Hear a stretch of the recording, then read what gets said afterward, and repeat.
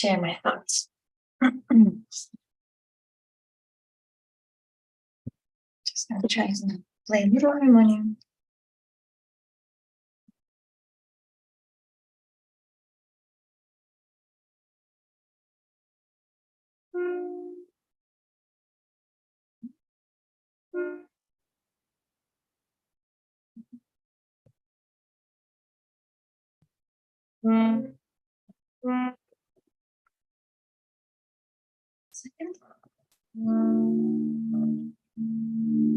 Second.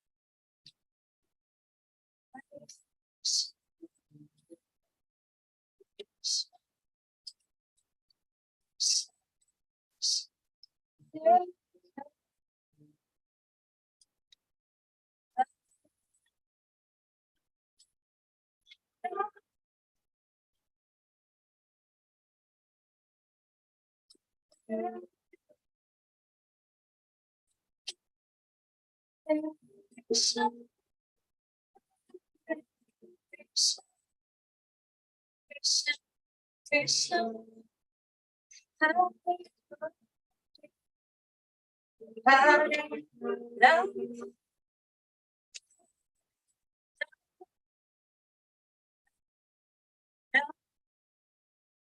Hare Hare, Jaya Ram, Ram, Ram, Ram, Jaya Go.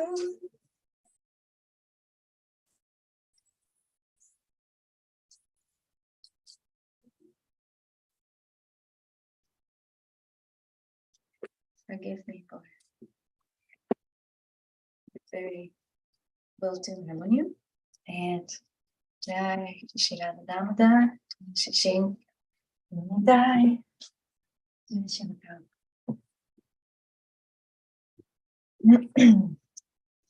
Om Namo Bhagavate Vasudevaya. Om Namo Bhagavate Vasudevaya. Om Namo Bhagavate Vasudevaya. Reading chapter 5. Maharaj Rahul with the verses with Jadabharata.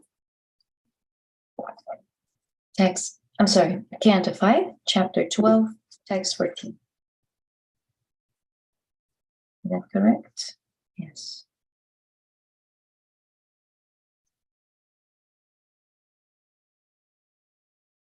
Double check that I did the first chapter correctly.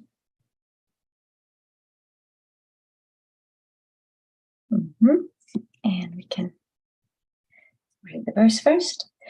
Aham pura bharata namarajam vimukta drishta shruta sangabandham aradhanam bhagavatai hamanam mrigo bhavam mriga sanhantatartham.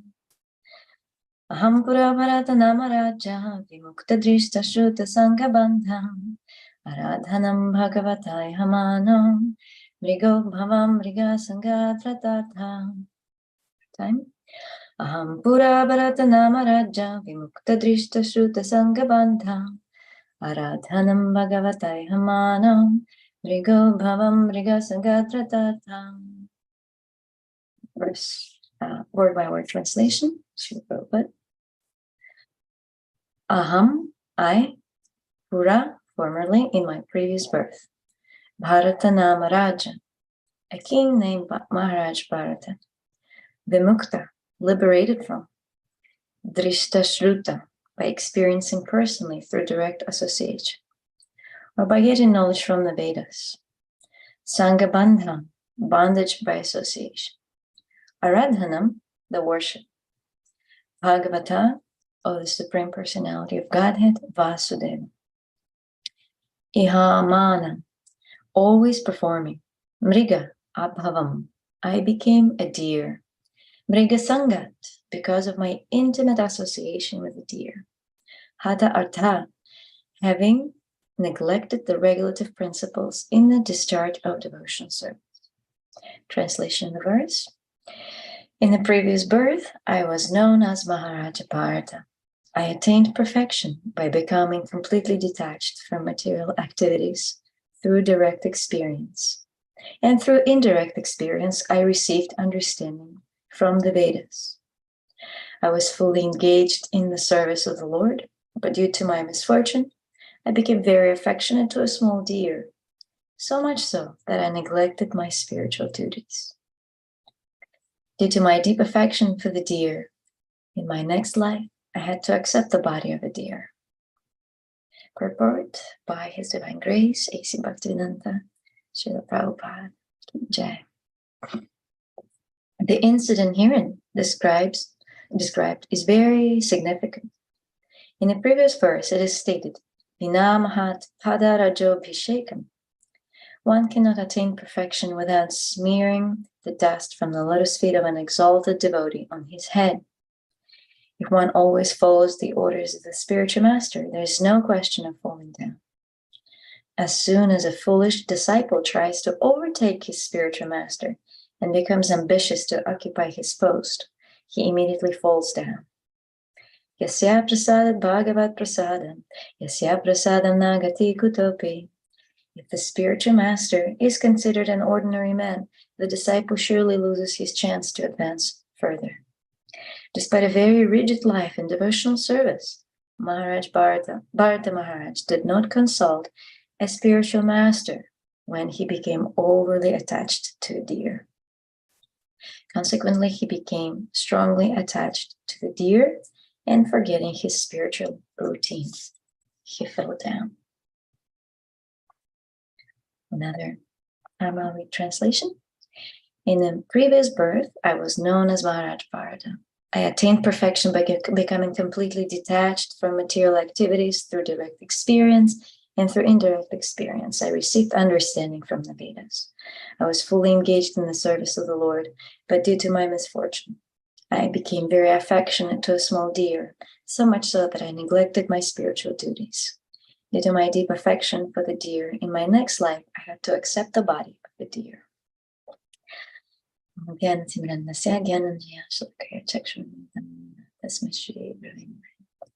Namo Vishnupadaya Krishna Prasthaya Putre Shrimati Bhaktivedanta Swami Dinamini Namaste Saraswati Devi Gauravani Pracharine Nirvishesha Shunyavadi Pastite Deshatavini. Jai Srila Prabhupada, thank you for this wonderful effort and making the story and the morals available to us. Let's see what's happening here in this verse.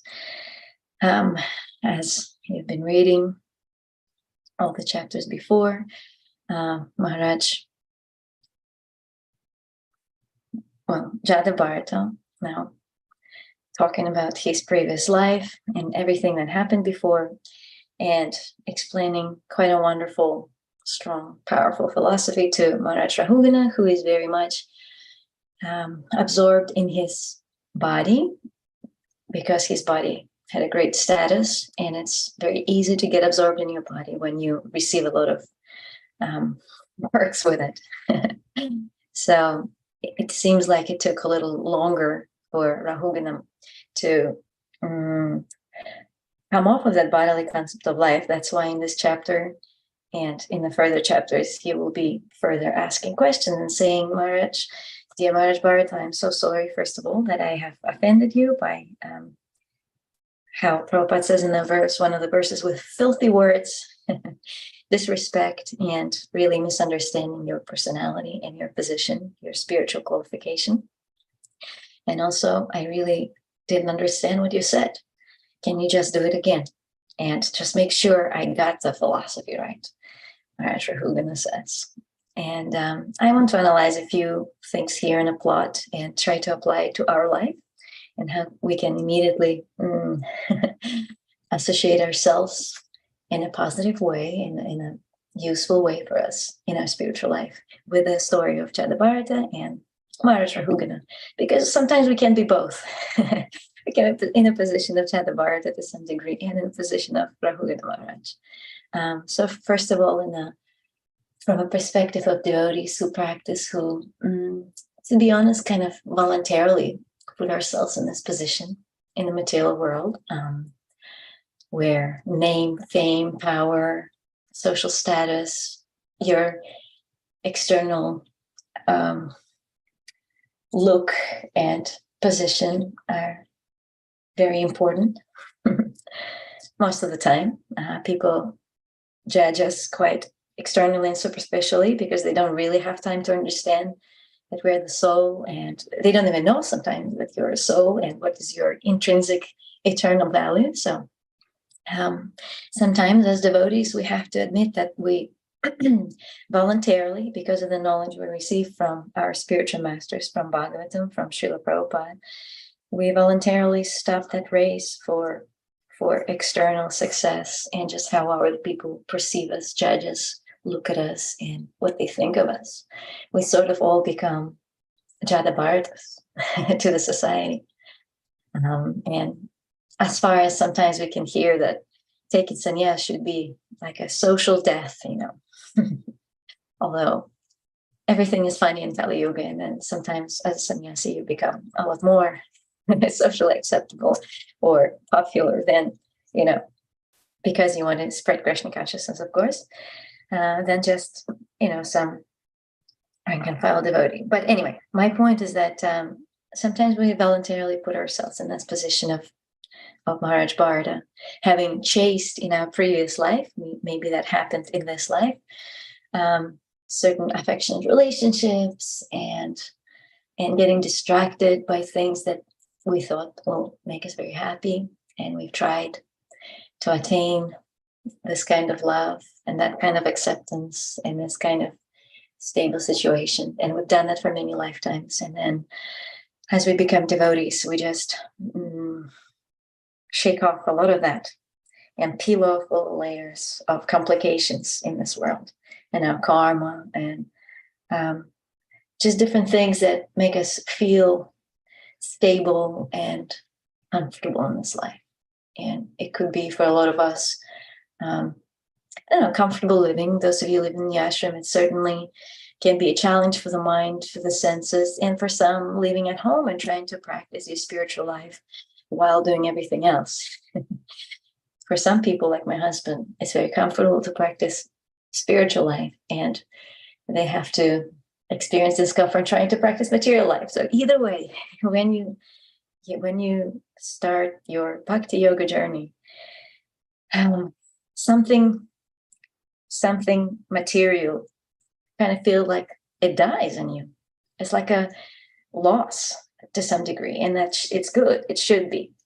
And society can also see us this way. I'm sure most of you, when you became devotee, experienced that loss, and how your relatives or friends or your partner at that time was mourning for losing you who they thought you were, and even maybe treating you sometimes like people were treating Jata Bharat, that you just lost your mind, or you're doing crazy things, or what's wrong with you, and whatever they said to you. We all experience some kind of stage of not being accepted, or being misunderstood, being judged, being laughed at. And then when all of that fails, all this attempt failed to bring us back to normal life, quote unquote, back to the sinking ship, then maybe we've been ignored and we've been rejected. And then maybe if you did things properly, or if your family is very intelligent and had like a good structural integrity, or your friends maybe were, quite attached to you, maybe then you retained them and they just learned to respect your practice. Or maybe if you're very fortunate, they become also devotees. I know it's a wonderful feeling. One of my best friends at school became a devotee like that after all those different stages. And so it felt wonderful. Still working on the family, but, eventually, at least maybe when the death comes, we're all going to think a little bit about Krishna, or a lot, if you've been training or something. Anyway, my point is that we all, to some degree, like Jata Bharatas. And also, in two ways we can think about Maharaj Rahugana and his situation as he hears the wise words and further explanation from Maharaj Bharata, or Jata Bharata in this lifetime. It seems that the more we engrossed in our false self, the more it's dear to us, the more of our perceived happiness and just in general life stability is held on that perception, of that external perception of ours. The harder it is to take up Krishna consciousness and understand the philosophy, because it seems very scary to lose so much and reject so much of your beliefs. In psychology, we will call it cognitive dissonance. It's a well-known fact that when you invested so much of your faith in a certain event or in a certain life view, people, that's a well-known fact, it's been studied all over the world. Instead of, let's say, hearing the truth and saying, oh, it turned out I've been wrong for 40 years of my life, and yeah, sure, I just gonna give it up right now and do the right thing, and believe in the proper the reality. No, it's not what people do. It's exactly the opposite. Our beliefs are so dear to us. Our views are so ingrained that instead of, even after knowing that it was false or completely made up, or it's harming us or something, what most people will do is that they will create an explanation why their belief is true. Like, there were groups of people in the 70s or 60s or something that it was like a religion. There's a little group of people in some town. I remember studying that as a case in my psychology course in the university. And a group of people were convinced by a couple or by some lady that there's going to be a big alien abduction and the end of the world, really. So the alien is going to come and they're going to brainwash absolutely every person in the world for some mystic powers that they have. And then everybody's just going to either go crazy or die extinct. And so we have to prepare for that.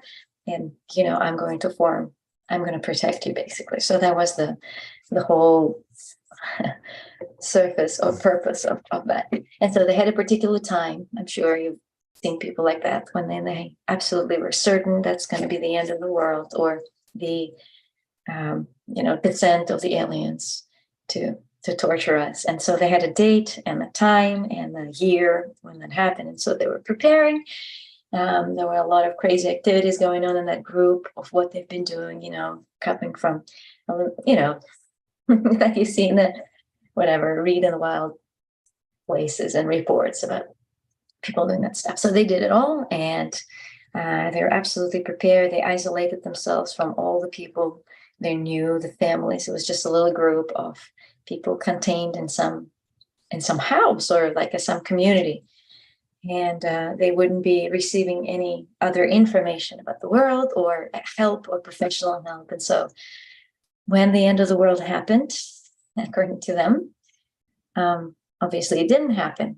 So then what to do? You wake up next morning and everybody else is still okay, no aliens, but it feels really uncomfortable because you have invested so much of your energy and beliefs in that one event or in that notion, and it didn't happen. So you feel very uncomfortable. You feel like a fool. You feel that you're being judged. And the study is that they made some wild explanation that actually it did happen, and now everybody has something in their brain, and so actually we are the only ones normal.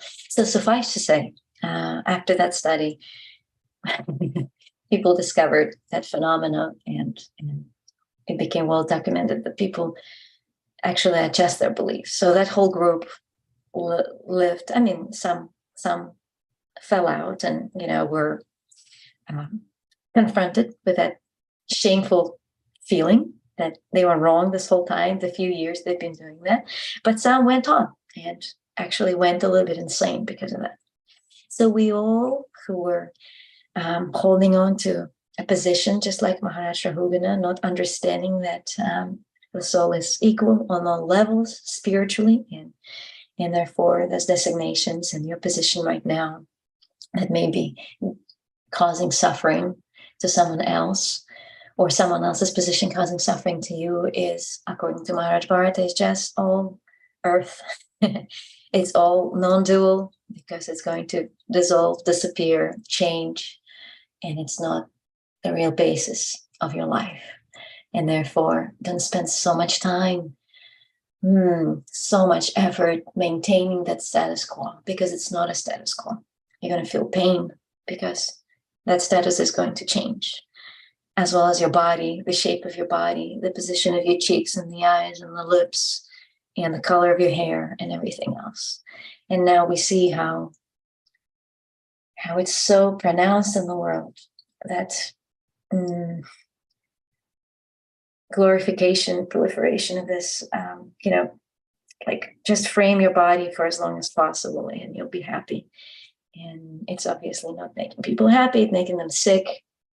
Even though plastic surgeries just try to keep their body the same. So it's just the position of Maharaj Rahugana, and a lot of people are doing that. They holding on to their positions, not knowing the real happiness that lays in giving up what you think is you, and feeling free, feeling free from the shackles, because it's a lot of work trying to maintain something that is meant to change. And I see this in some people in my life, or family or friends who try to hold on so much to what they're not.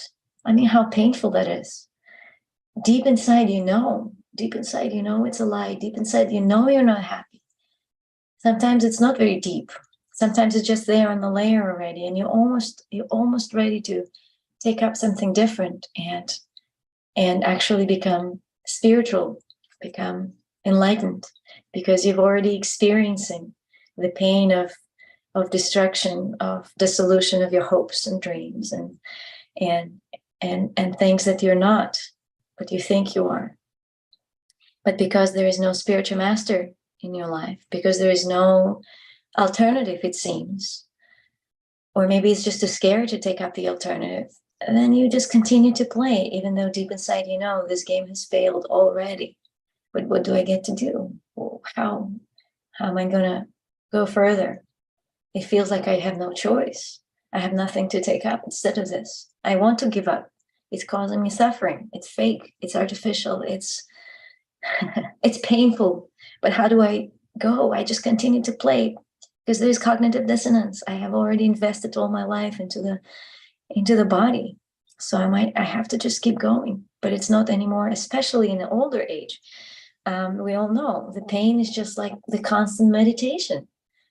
And there's like so little happiness. Maybe if you saved your digestive system, we can still enjoy some nice meal. Or if you've been nice enough your whole life and wise to not, destroy your family unit or lose all your friends, then maybe there is still some enjoyment.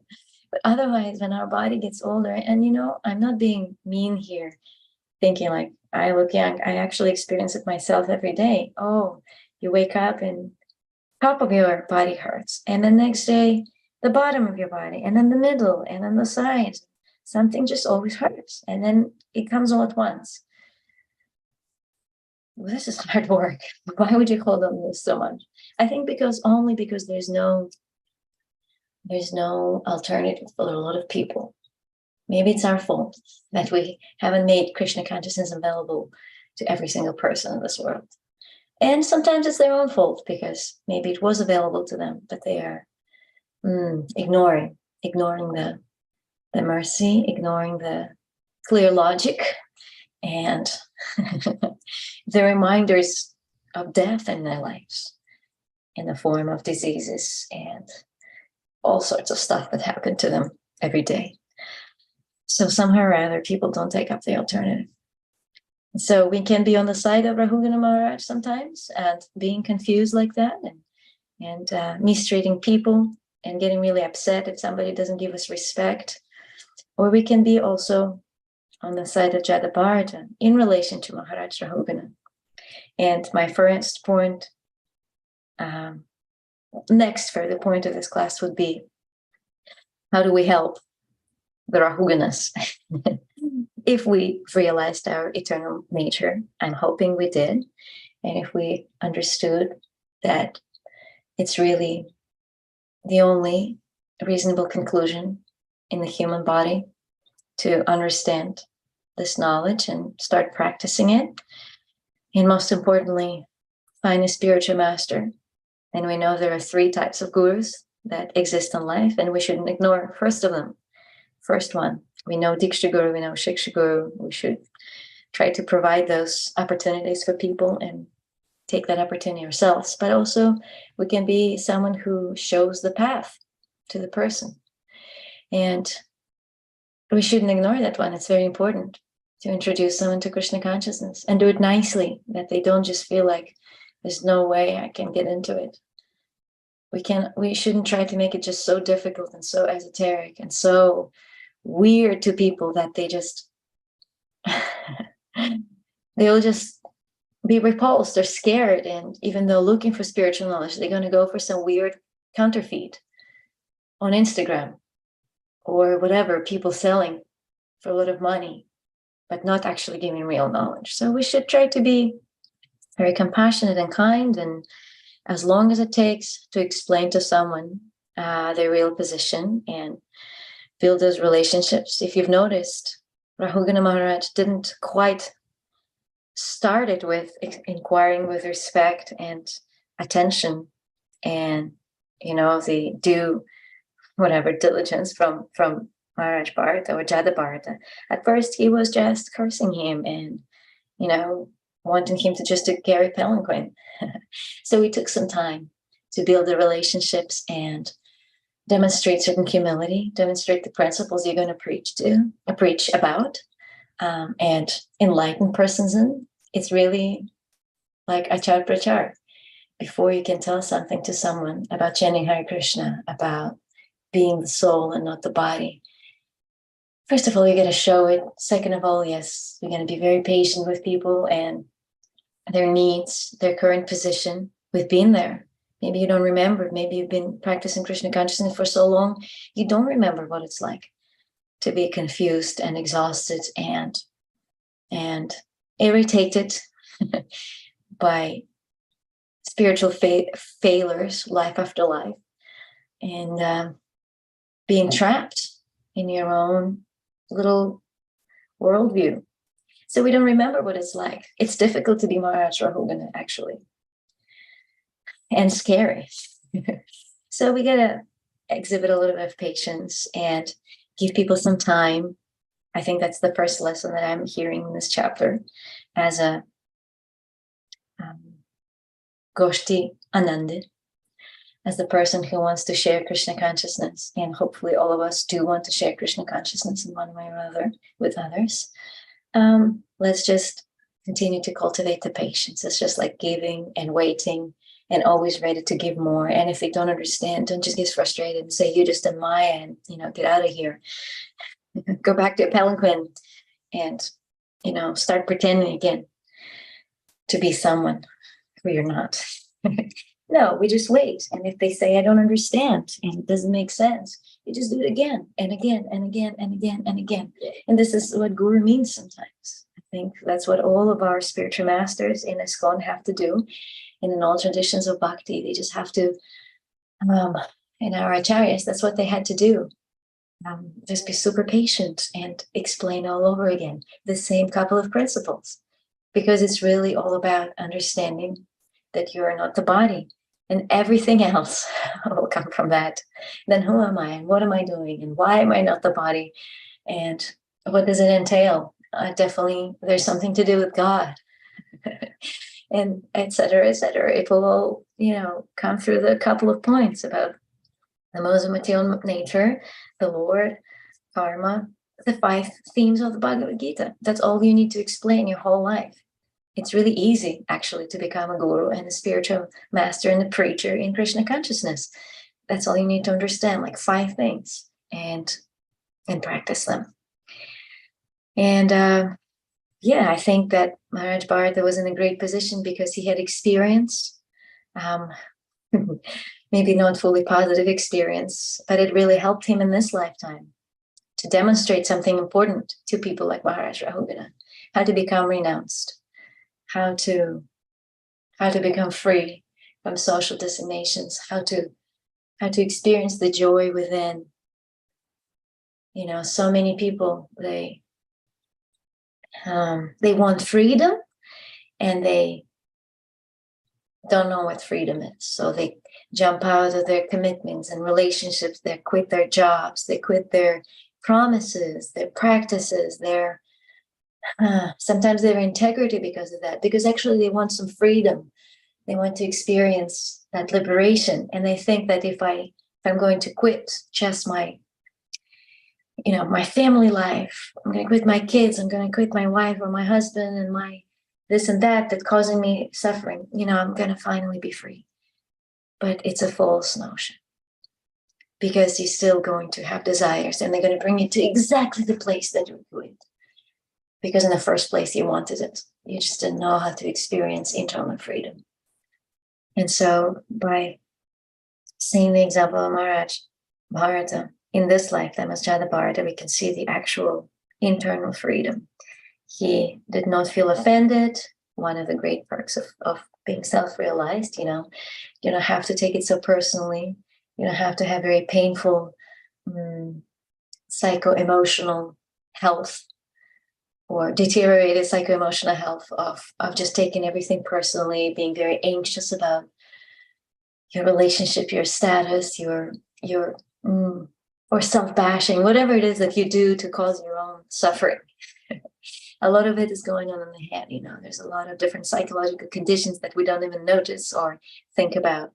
But we can become extremely, significantly freed from that by practicing what Jada Bharata is talking about right now, and inspire other people to do that. But I think it takes some guts, and it takes a little bit of faith, or a lot of faith in Krishna, in his message, in the message of our gurus, in their lifestyle, like jumping into it and, letting go, the things that hold us back. Let's see what else is the key point here in this chapter. There's obviously a theme going on about taking shelter of spiritual master and of exalted devotees. It's probably the foolproof way, maybe the only way to actually succeed in the spiritual life. Maharaj Bharat mentioned as interesting things that he did become completely detached. He already did all those things that he's talking about right now, that he was preaching about. It's his vijnana. He says, by direct experience, I've done this. I was a great yogi and I succeeded in it. And in direct experience, I also learned from the Vedas something that I couldn't attain right now in this body. I've accepted because I'm intelligent, and that direct experience helped me to have more faith in that message. I'm just assuming, maybe at that time in this yuga where Maharaj Bharat was, I don't actually know what yuga they were doing all of this, but let me know if you do, what period of our life here was the story in Bhagavatam. But anyway, probably meditation. It was not Kali Yuga, maybe not even Dvapara Yuga. I think it was somewhere all the way back there. So anyway, yes, whatever he didn't do, he also accepted as truth by studying the Vedas. And he was even fully engaged in the service of the Lord. He also had a good practice and bhakti yoga. So what was his misfortune? Not having a spiritual master, maybe not consulting in the time of challenges and weaknesses. Oftentimes we hear, or when we read about just the position of the soul as a marginal energy of the Lord, the Tasta Shakti, we should not take material conditioning and material existence very lightly and think that I'm immune now, therefore I don't have to worry about so many rules and regulations. It would be nice if we had this position at this point, and that's the hope. Just like on Janmashtami, Bhaktivedanta Goswami Maharaj was telling us in the end of his lectures, after talking for an hour and a half about different rules and regulations, how it's important to chant purely, how it's important to follow all the principles. And he saw the devotees' faces. They were fasting, they were hungry, they were tired, they were getting sadder and sadder. He actually said, actually Krishna doesn't like all these rules and regulations. He likes freedom. He likes the free expression of love. And that's what he does in Goloka Vrindavana. So eventually that's the point, that your whole existence becomes so pure that you just don't need them anymore. But we're still getting there. Let's not meditate too much in that state, because it might not be fully appropriate at this very moment for most of us. Maybe for some, you've done enough to have your heart so pure that you're really, really just on the way to Krishna and you sing. But not about myself, so I can only right now confident to speak of my own experience and share it like that.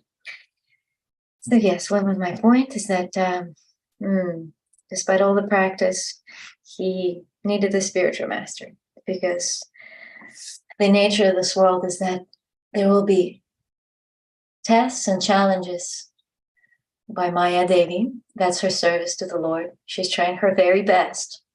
And we also should try our very best in that contest of service. We should try our very best to demonstrate to Krishna and really feel that all we need is Krishna. All we want is be with Krishna and serve him. And so, therefore, the lessons will be getting more and more subtle. They will come in different forms and disguises and shapes, in form of different personalities sometimes, and in form of a deer for Bharata Maharaj, and for us, I don't know, in form of our own children, again, partners, or in the form of certain blessings and boons from the material world. If you've been established in your bhakti, you can be challenged by name and fame and followers and a social status that is very opulent, because everyone will be paying respects to you. Or with a lot of resources, or again, there are going to be so many things. At first, it's just the regulative principles that challenge us, and we think, oh my God, how will I not eat my this? How will I not drink and smoke and gamble and everything else and cheat? Some people are just really challenged by all these principles. But eventually, when you understand that actually life is very nice when I don't do all those things, then more subtle lessons will come, and you start to be challenged by something else, by smaller and smaller and small things. And the last, what is it that Prabhupada says? The last catch of Maya is that you'll become so pure and just so effulgent and so powerful in your bhakti and so amazing that you might think that you're God, or you're one with God, or you're just the best, or you just don't need any more gurus because you're just so perfect. It can be a trick, and that's why I think Prabhupada is here and here. Look at this one sentence. We can feel a little bit of pain here. If one, as soon as foolish disciples tries to overtake his spiritual master and become ambitious to occupy his post, he immediately falls down. We can also think about what was going on as well in Srila Prabhupada's life, and some of the disciples overriding his instructions and orders because they're becoming suddenly so big, and something was going on in the head because of that. There were some things going on. Or maybe Srila Prabhupada saw it in his god brothers, that they were fighting for properties and for, again, becoming the Acharya, taking this place of their Jagat Guru, Bhaktisiddhanta Saraswati Thakur. And it was very painful. It was like a betrayal. So Srila Prabhupada has Vijnana here when he writes this in the purport. Yeah, so we were going to experience all sorts of tests and lessons, and they are all pre-programmed, because we need to be honest with ourselves and see what we're still dealing with. What are those little tiny, very subtle sins that still hold the soul in this material world? What are the temptations that I'm dealt with? And one by one, gradually, we can overcome them. But most importantly, what I wanted to emphasize is that this is such a hard battle. We're going to be beaten by this life. The body's going to get tired. We're going to burn out in certain relationships. We're going to be hurt by devotees sometimes. Some of us going to be hurt by their relationship with gurus. If guru's falling down, or, just something comes up, it's just, we're going to be really tired. So it's important to have someone, or preferably some people, not just one person, but the persons who you trust, the persons who you're confident in and who you love, who can pull you out of this when you're tired, when you just suddenly have no more energy, when you facing your own battles with the body, with diseases, sicknesses, and all sorts of punches that come up like that. Material hardships, financial hardships, your hardships and faith being challenged, maybe with not very strong sadhana sometimes. That's a hard one for some of us. Some people get distracted and think like, I've been doing it for so many years and it's like, my enthusiasm is low. How do I recharge? So it's just so important to have exalted friends in Krishna consciousness. It's important to have all kinds of friends in Krishna consciousness, equal friends too, who can just like tell you, hey, looks like you're kind of falling down right now. Looks like you're just stalling in one place. They have this, they have the permission as equals to tell you, to give you a little bit of criticism. And, we definitely need juniors to hold up our face and feel responsible for, and, try to inspire them. I think it's a very important principle for us in a spiritual life, that we have to be accountable. If you just do it for yourself, motivation can be pretty low because we don't even know how to love ourselves for real as souls. We don't know our own intrinsic value most of the time. And so sometimes people don't even want to practice bhakti for their own sake. They just give up and say, oh, forget it. I can never do this. I'm not fit for it. They don't have enough faith in their own potential, spiritual potential. I see it all the time. I see all the time people feel self-doubt. Maybe they don't doubt Krishna, but they give up on themselves. So yeah, it's important to have juniors too, but even more important when all of that fails and you just have no more, no more juice, then the guru hopefully is there, and the exalted person are there to just pick you up and hold your hand and just walk you a little bit further. Because who knows, maybe it's like the last step that you have to take. Maybe you're just really, really close to that nishtha, or maybe ruchi, or maybe, what is it, asakti? I'm sorry, I forgot the word in Sanskrit. Or maybe prema. Maybe you're already very close to prema bhakti. And you just need a few more steps, few more obstacles to overcome in your own heart. So Maharaj Bharata was very close to Krishna already, to Vishnu. But he had a little misfortune. He didn't have a spiritual master. He didn't have an exalted yogi devotee close to him, because just imagine if things went different and he was falling in love with his deer and getting a little bit distracted and probably recognizing that something has changed in the heart. It's just so subtle, Like one day you're still like fully focused on Krishna, and then the next day you're doing the same things, you're going through the motion, but your heart has changed. Something more significant happened there. It replaced Krishna, and your budding, your newly blossoming love for Krishna, it suddenly can be neglected because there's, something. I think that having a deer like this was it's a very emotional thing, and emotions sometimes can take over our intelligence, and the feelings can be so strong. And the deer is so cute, and you want to take care, and so there will be things like that in our life. So he didn't have a person next to him saying, hey, Maharaj, how about you just let this deer go when the deer can go and can eat by himself, and you don't need him anymore. There was no one to preach to him at that point because he was alone practicing. I assume he was a detached, exalted yogi who didn't really have a whole bunch of people around him as a support group.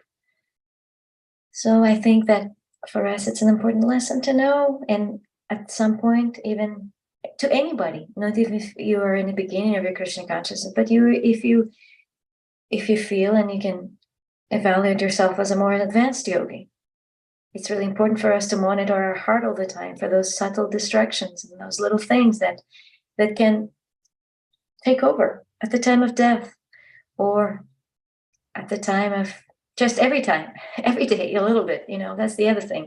Distraction can be very gradual. Next thing you know, you're still doing your things in Krishna consciousness, but you don't feel like devotee of Krishna anymore. Your mind is elsewhere. Nobody will tell. They will still be saying, oh, glories to you, all glories and Haribol. You're so amazing. You've been in Krishna consciousness that many years. But in your heart, you will know you're barely thinking about Krishna. You're just going through the motions. We got to be like so careful with this. And as soon as you see something going on, and that's the next step. That's the next challenge. Become humble enough to submit yourself. Yet again, despite being an experienced devotee, we should remind ourselves how nice it was when we just joined Krishna consciousness. We were so open. Every devotee looked like absolute perfection and a demigod and just someone so special. And we were just so open to learn. When somebody would come up to us and tell us, oh, this is how you, whatever, do this. This is how you offer your obeisances. This is how you chant your japa. This is how you say Mataji Prabhu. This is how you offer your prasadam. We were just like soaking up the knowledge. And we just had this position of a student. We were open to Krishna, to the knowledge, to the practice. And that's why we don't think sometimes that this is one of the reasons Krishna consciousness was so ecstatic. And it is so ecstatic because we're open to it. We don't just immediately, push someone off and say like, why would I have to hear you? I am such and such, Das and Dasi. And, I had that many initiations and this and that, whatever you might feel. I'm also laughing at myself, to be honest, but maybe you can relate sometimes to our spiritual Krishna conscious egos that are there time to time when somebody's trying to give us some advice or suggestion or instruction or correction. We can be very proud, but here it's required. It's absolutely required to feel certain humility before you can again learn. And if we stop learning, then it's very unfortunate. If we stop learning in Krishna consciousness and we felt that we know enough and there's no one else we can take instructions for, we can become isolated. We can become so proud. We can be totally in our head, and we become lost. We become lost to the association of devotees, to our spiritual masters, not just one Diksha Guru, who we see and hear in the Vyasa Puja and Janmashtami and some other places. We should have many spiritual masters. There will be an amazing chapter, I think, in the 11th canto, about one of the sages. I'm sorry, it left me for a while, but most of you know what I'm talking about, where he describes all his gurus as a wind and this and that, and everybody who he's learning from, the qualities. So we should have this open mind perspective and be simultaneously guru for someone and also be that humble beginner in Krishna consciousness who is ready to learn and open up their heart. And you'll be surprised how joyful Krishna consciousness can be when we, again, in that state of being a disciple, being free from so many puffed up things. Okay, thank you very much, dear devotees. If you would like to discuss some points right now, we have 5 minutes, and then we will continue our sadhana and service after that at 8 o'clock. Thank you for listening. I hope I was able to conclude the talk with a few points, and one of the points stood out to you, you can share that. Jai Srila Prabhupada.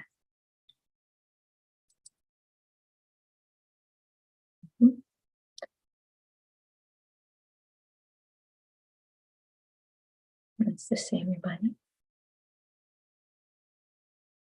Thank you, dear Hare Krishna, good morning. Good morning. Wow. What a wonderful class.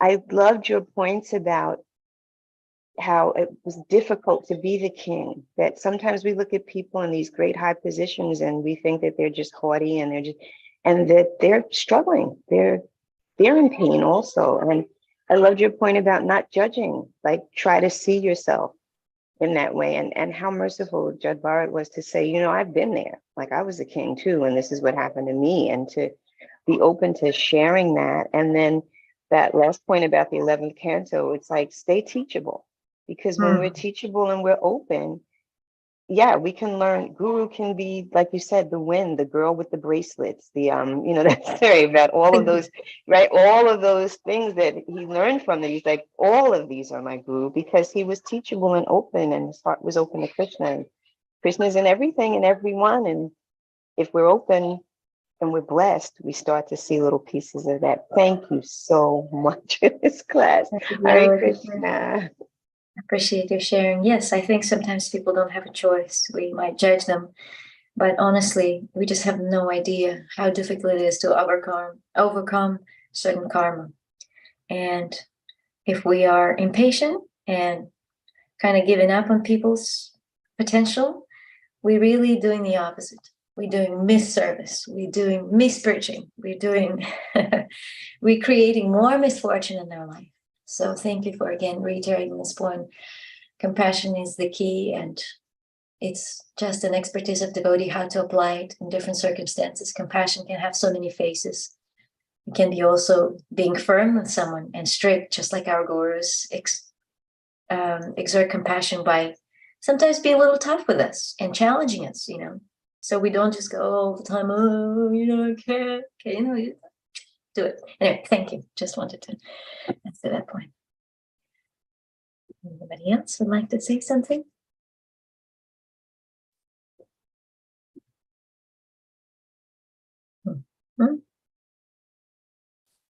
Bharaka Prabhu, do you have any points to add? Yeah, I'm technologically challenged. I'm trying to get my computer unmuted here, and it's not cooperating with me.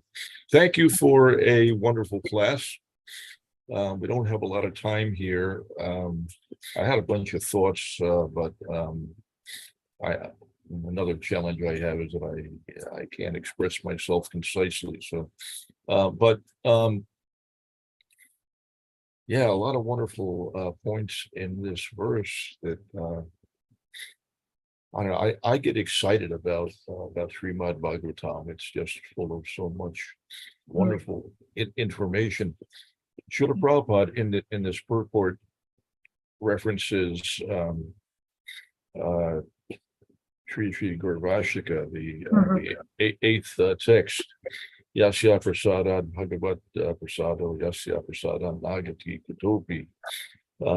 There was a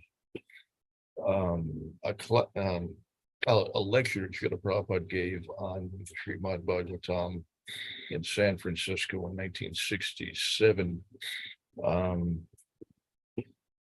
He covered 3 verses, I think. It was the first canto, second chapter, text 14 through 16, and he was commenting on the necessity for rendering service to an advanced devotee, particularly the spiritual master. And he said, if we cannot please such a representative, a bona fide representative of Krishna, then there is no hope. There is no hope of our spiritual advancement.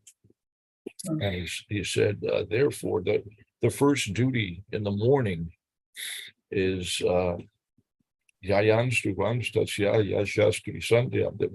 we have to remember his glories, and we have to offer our respectful obeisances to the spiritual master at least 3 times a day. The verse says Tri Sandhyam, which is the 3 junctures of the day, the morning, noon, and evening. These are the times when respect is offered to the spiritual master in by the chanting of the Gayatri mantras. So he made reference to that, and the specific verse that he was commenting on is significant in this connection. It was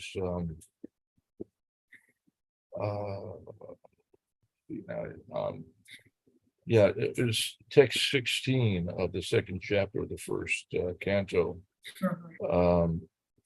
the translation of which is, "O twice born sages, by serving those devotees who are completely freed from all vice, great service is done.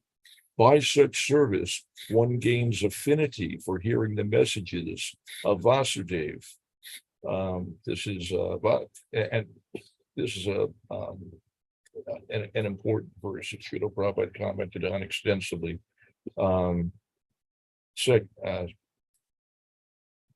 Second part of the first line, Vasudeva Kata Ruchi, that Ruchi, the taste for hearing the messages of Vasudeva, actually comes by rendering service to great devotees. And so very, very important function. And so therefore, Srila Prabhupada says that without this, there is no hope. We acquire an affinity for hearing the messages of Godhead, hearing Srimad Bhagavatam.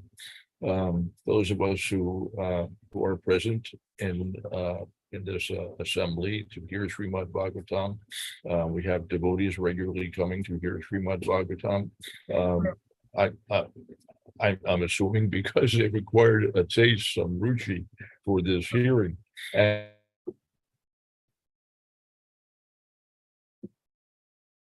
You breaking up a bit? We can't hear you right now. Gradually we advance in Krishna consciousness. So we're actually out of time. I could go on at length here. There's so much. Srila Prabhupada has given us so much information, and you tap into one little aspect of it, and it connects to so many other things. There are so many correlations and parallels, and you could go on forever appreciating all of the nectar that is there, and the value of all those extraordinary messages. But I'll shut up. Thank you again for a nice class. It's wonderful to hear from you. I know you are sometimes giving the Chaitanya Charitamrita classes in the evenings, and that's I typically am not able to attend those classes because it interferes with my evening program, and I try to take rest by 8 p.m. But it would be wonderful if we could hear from you more often for a Srimad Bhagavatam class. You make a nice contribution, and we'd love to hear from you. Thank you for so many kind words from you. It means very much to me, and appreciate again you quoting the verses from Bhagavatam to strengthen the points that we discussed, and remind us with a mood of how to do that. Appreciate that. Everybody have a wonderful Krishna conscious day, and yes, I hope to see you very soon. Hey, one more thing. Sorry to interrupt, but today, of course, is Vamanadeva, right? And so we don't want to forget about that. There isn't time to discuss this, but in the story, of course, for those who are interested to read, is in the 8th canto. It is the 8th canto, right? Canto 8. Is it the 8th chapter? I think it's or 18th chapter. My gosh, I can't even remember now. Anyway, Vamanadeva ki jai. Hare Krishna.